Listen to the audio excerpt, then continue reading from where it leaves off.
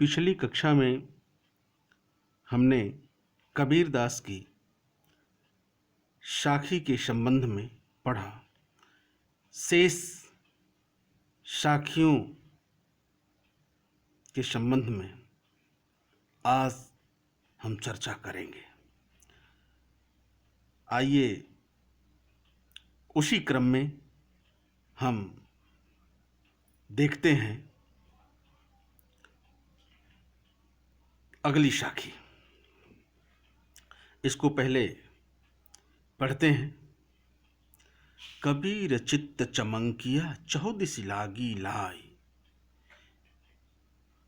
हर सुमिरन हाथों घड़ा बेगे लेहु बुझाई। सबसे पहले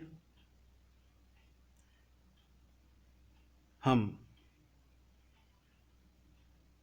इसको कैसे लिखेंगे इसे देख लेते हैं।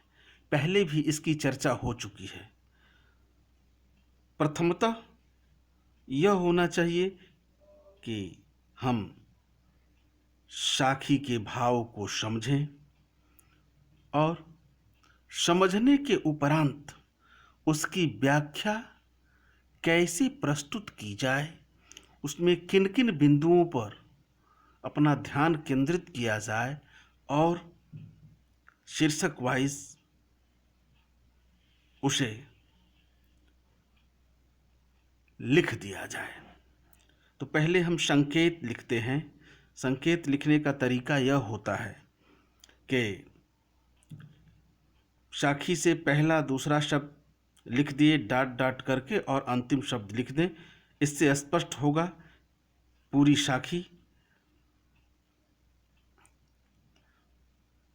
का जो है संकेत।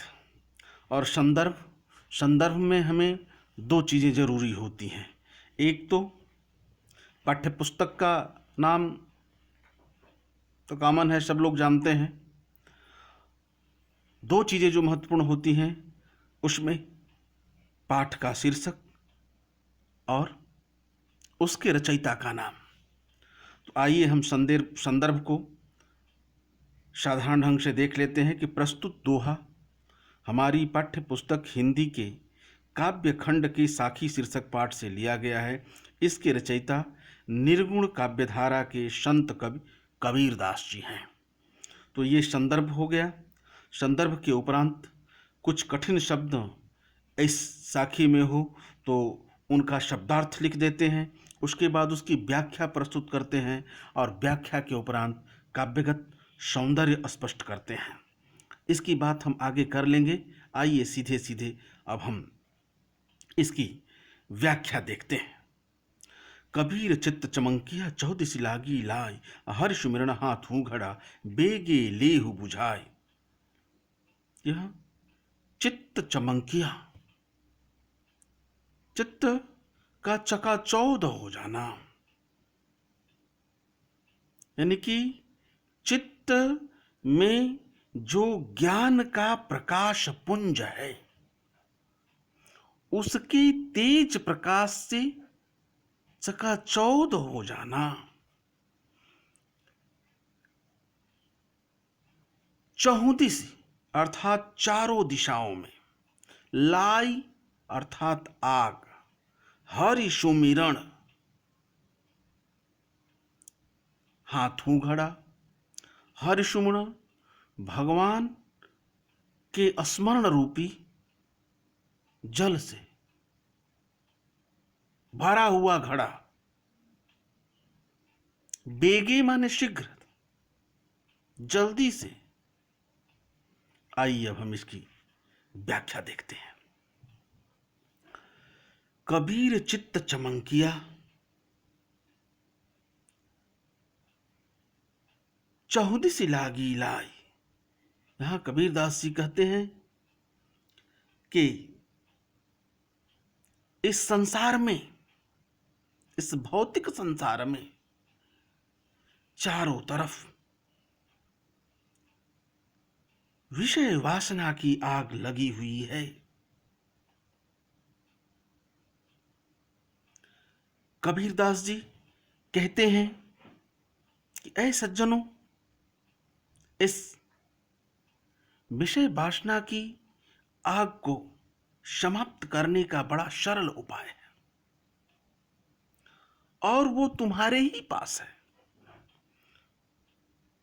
तुम्हारे हाथ में भगवान के स्मरण रूपी जल से बड़ा भरा हुआ घड़ा है। तुम्हारे हाथ में भगवान के स्मरण रूपी जल से भरा हुआ घड़ा है। शीघ्र ही तुम उस भगवान के स्मरण रूपी जल से इस विषय वासना रूपी आग को बुझा लो। कबीर के कहने का आशय यह है कि मनुष्य के चित्त में जो विषय वासना की आग लगी हुई है, या यूं कहें कि संसार में जो विषय वासना की आग लगी हुई है, उसको ईश्वर के नाम स्मरण से ही बुझाया जा सकता है। तो ये हुआ। आइए हम इसके काव्यगत सौंदर्य को देखते हैं। इसमें 2-3 शीर्षक प्रमुख हैं। जैसे भाषा, पूर्व की भांति हम भाषा में लिखेंगे शतुक्कड़ी। शैली मुक्तक है, छंद दोहा है, रस शांत वैसे ही पहले की तरह ही। अलंकार यहाँ रूपक है। हर सुमिरन हाथू घड़ा में रूपक अलंकार है। इस प्रकार इसकी व्याख्या ये हुई, यानी कि संकेत, संदर्भ, शब्दार्थ, व्याख्या और काव्यगत सौंदर्य। आइए हम अब अगला दोहा देखते हैं। इसको भावपूर्वक पढ़ें और इसका भाव ग्रहण करें। अंशणियाँ झाई पड़ी, पंथ निहारी निहारी, अजी भड़िया छाला पड़ा, राम पुकारी पुकारी। संकेत वैसे ही लिखेंगे पूर्व की भांति। संदर्भ भी वैसे ही लिखेंगे। आपको पता ही है कि इसका शीर्षक साखी है और इसके रचयिता कबीरदास जी हैं। वैसे ही इसमें जो कठिन शब्दार्थ आए हैं, कठिन शब्द आए हैं, उनका शब्दार्थ लिख लेंगे। जैसे झाई पड़ी, यानी कि अंधेरा छाने लगा। कहाँ? अंसड़ियाँ आंखों में, पंथ रास्ता, जीभड़ियाँ यानी कि जिह्वा में। आइए अब हम सीधे सीधे इसकी व्याख्या की तरफ चलते हैं। यहां कबीरदास ने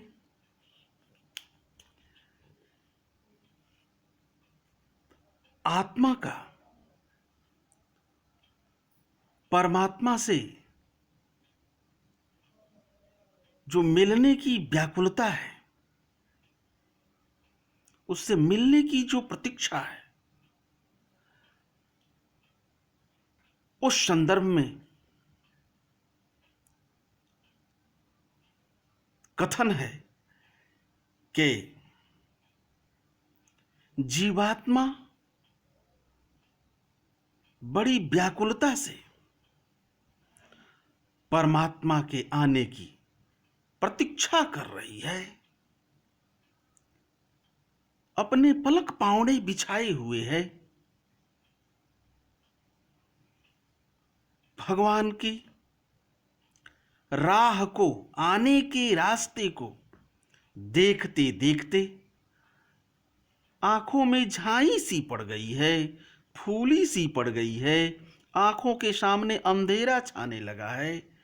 फिर भी ईश्वर का दर्शन नहीं हुआ, ईश्वर का दीदार नहीं हुआ। जी बढ़िया छाला पड़ा, राम पुकार पुकार।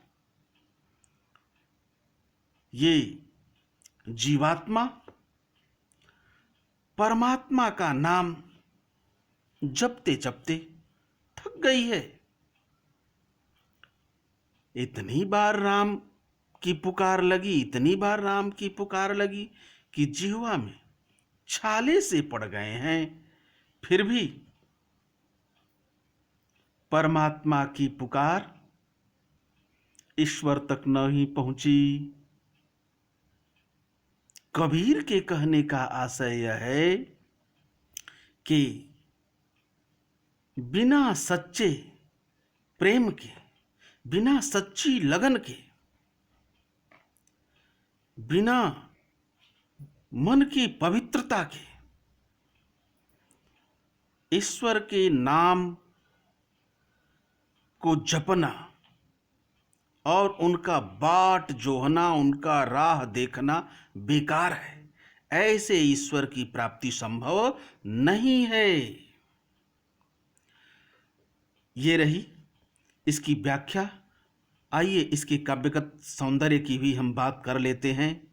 काव्यगत सौंदर्य में पहले जैसे ही शीर्षक, भाषा, अब आप स्वतः बोल सकते हैं कि सधुक्कड़ी, हम बोलें शैली, आपके मुंह से निकल जाएगा कि मुक्तक, छंद, दोहा, रस, शांत। यहाँ अलंकार में थोड़ा सा परिवर्तन है। अलंकार लिखेंगे पुनरुक्ति, प्रकाश और अनुप्रास। जैसे निहार निहार, पुकार पुकार, पुनरुक्ति प्रकाश है।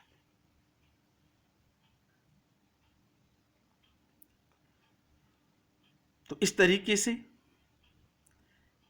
ये रहा काव्यगत सौंदर्य। आइए अब हम अगले दोहे को देखते हैं जरा ध्यान से। झूठे सुख को सुख कहें, मानत है मन मोद, जगत चबैना काल का, कछ मुख में कछ गोद। मैं अब संकेत की चर्चा नहीं करूंगा। संकेत वैसे ही पहले की तरह लिखेंगे, संदर्भ भी वैसे ही लिखेंगे और शब्दार्थ की बात थोड़ी सी कर लेते हैं कि मोद माने आनंद। मोद का अर्थ होता है आनंद। और चबैना, चबैना अर्थात जो मुंह में हम कुछ खाते हैं, खाद्य पदार्थ चबा करके, उसके लिए उसे हम चबैना कहते हैं। तो आइए अब सीधे सीधे हम इसकी व्याख्या पर आते हैं। कबीरदास जी कहते हैं कि झूठे सुख को सुख कहें, मानत है मन मोद, जगत चबैना काल का, कछ मुख में कछ गोद। यहाँ इस संसार की नश्वरता पर कबीर ने प्रकाश डाला है। कबीर कहते हैं कि इस संसार के जो अज्ञानी मनुष्य हैं, जो संसार के मिथ्या सुख को ही वास्तविक सुख मान बैठते हैं, संसार के झूठे सुख को असली सुख मान बैठते हैं और मन ही मन आनंदित होते हैं, मन ही मन प्रसन्न होते हैं, किंतु उसका परिणाम अत्यंत दुखद होता है और इसको ही वह सत्य मान बैठते हैं। मन में बड़ी उन्हें प्रसन्नता होती रहती है और उसका अंत क्या होता है? दुखद होता है। क्यों? इसलिए कि जगत चबैना काल का, क्योंकि उन्हें इस बात का ज्ञान नहीं है, उन्हें इस बात का भान नहीं है कि यह संसार, यह जगत काल का चबैना है, काल का खाद्य है। क्योंकि देखते ही देखते इस संसार जो है वो काल के गाल में समा जाता है। काल जो है का भक्षण कर डालता है, यानी कि जो कुछ भी दिख रहा है वो सब समाप्त होने वाला है। कुछ को काल जो है अपने मुख में निगल चुका है और कुछ उसके गोद में बैठ करके काल कवलित होने की प्रतीक्षा कर रहे हैं। इस प्रकार ये रहा। अब काव्यगत सौंदर्य की बात हम कर लेते हैं। भाषा वैसे ही सधुक्कड़ी लिखेंगे, रस शांत लिखेंगे, छंद दोहा लिखेंगे, अलंकार यहाँ अनुप्रास और रूपक है। आइए अब हम अगले दोहे की बात करते हैं। आपके सामने है, मैं एक बार पढ़ देता हूँ इसे कि जब मैं था तब हरि नहीं, अब हरि है मैं नाय, अशब अधियारा मिट गया जब दीपक देखा माय। संदर्भ इत्यादि सब वैसे ही लिखेंगे। आइए सीधे सीधे हम व्याख्या की बात करते हैं। कुछ शब्दार्थ हैं कठिन, जिनकी चर्चा मैं कर देता हूँ। जैसा कि मैं पहले भी हम पढ़ चुके हैं कि मैं का अर्थ होता है अहंकार, हरि, ईश्वर। अब अधियारा कहते हैं अज्ञान रूपी अंधकार।